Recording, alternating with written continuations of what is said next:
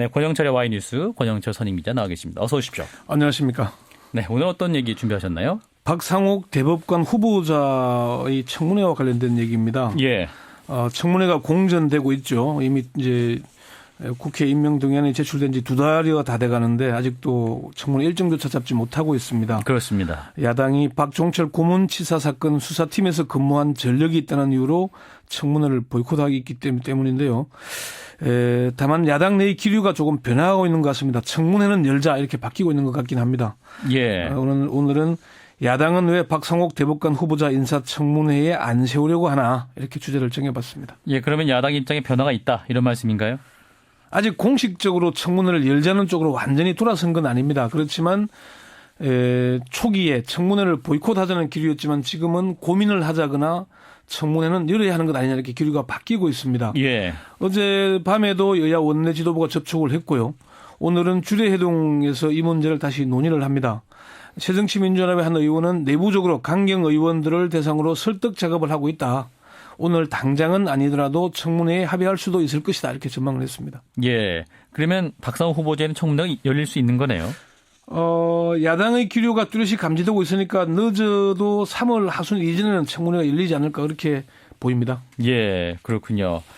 이제 이렇게 청문회가 열리는 상황으로 가면 뭐랄까요? 야당의 반대 명분이 약하다. 이렇게 볼 수도 있는 겁니까?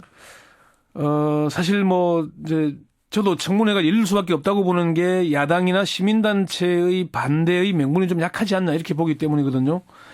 새정치연합 등 야당 소속 인사청문위원들은 박상옥 후보자는 한국 사회 전체가 독재와 맞서 싸우며 민주화의 염원을 이루나가던 시기에 독재의 편에서 침묵했다 이렇게 비판을 했지 않습니까? 예. 그 이유가 이제 박종철 군 고문치사 사건의 1차, 2차 수사팀에 관여했기 때문인데요. 예, 그렇지만 당시 상황을 되돌아보면은 박종철 군 고문치사 사건은 검찰의 노력이 아니었으면은 또 하나의 의문사로 남겨졌을 가능성도 배제하기 어려운 상황이었습니다. 예, 지금 하신 말씀은 그러면 당시 고문치사 사건이 검찰의 노력도 이제 노력을 통해서 일부분 밝혀진 부분도 있다. 검찰이 주도적이고 적극적으로 앞장섰던 것은 아니지만은 검찰의 노력이 없었다면은 박종철 사건은 제대로 밝혀지지 않았을 가능성이 높은 게 사실입니다.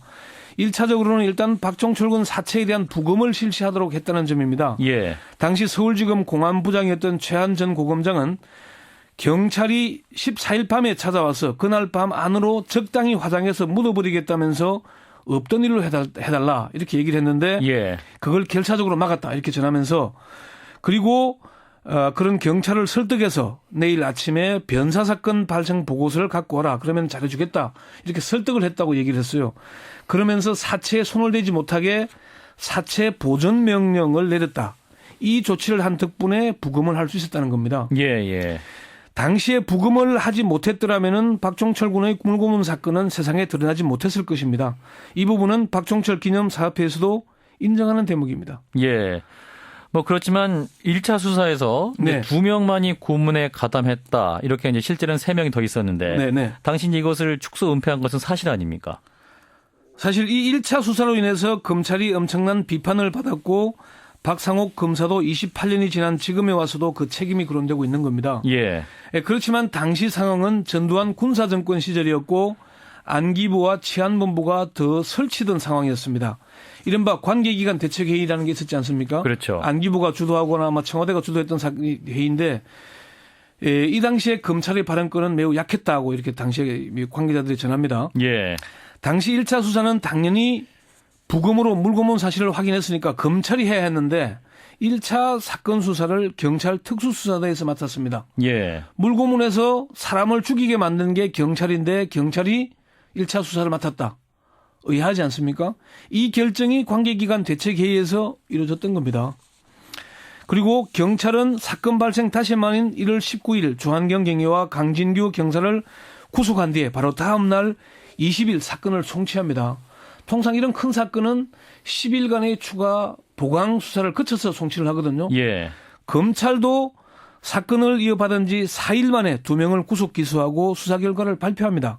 속전속결이었죠. 예, 예. 이런 방침은 이미 정권 차원에서 결정됐기 때문에 가능한 일들이었습니다. 예. 물론 그렇다고 검찰의 잘못이 사라지는 건 아닐 것입니다. 그렇지만 책임을 물으려면은 당시 말석 초임 검사에게 물을 게 아니라 당시의 권력자, 전두환 전 대통령, 장채동 전 안기부장, 당시 법무부 장관이나 검찰총장 등에게 묻는 게 맞을 겁니다. 특히 그 사건 이후에 서울지검장이었던 정구영 씨는 검찰총장을 지냈고 주임 검사였던 신창헌 부장검사는 검사장으로 승진한 뒤에 문민정부 시절인 1994년 헌법재판관으로 영전했습니다. 예.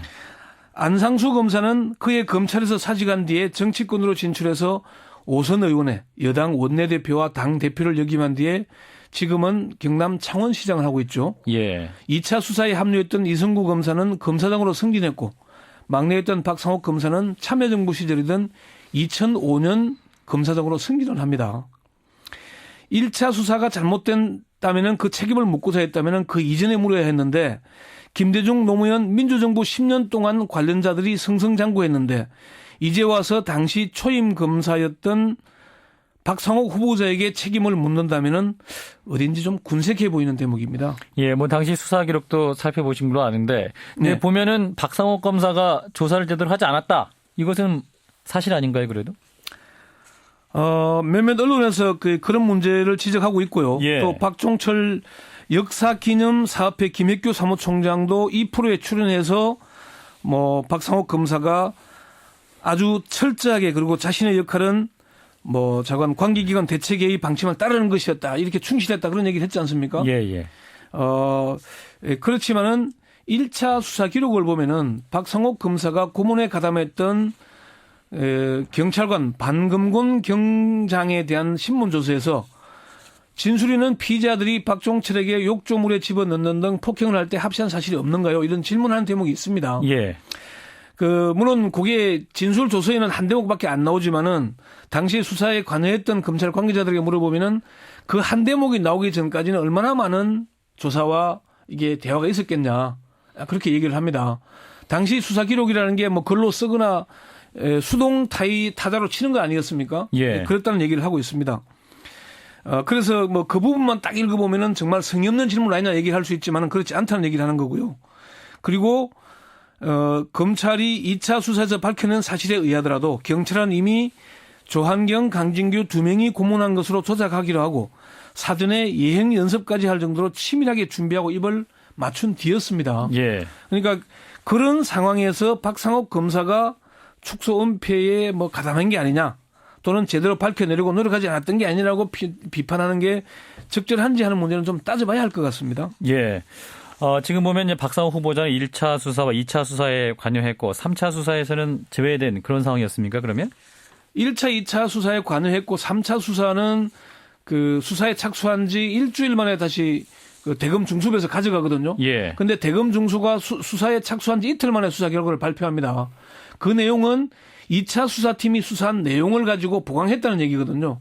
그리고 실제 안상수, 이 박상옥 두 검사들은 3차 수사팀에서 수사 자료나 이런 것들을 적극 협조했던 것으로 이렇게 확인됐습니다. 예. 자, 그러면 이제 네. 박상옥 전 검사의 입장도 중요할 텐데요. 얘기는 들어보셨습니까? 여러 경로를 통해서 확인을 해봤는데요. 지금 다만 박상옥 후보자는 지금은 청문회 준비 중이다. 공식적인 언론 인터뷰는 하지 않고 있다. 의문이나 의혹 가는 부분에 대해서는 청문회에서 밝히겠다는 원론적인 입장만 되풀이하고 있습니다. 예.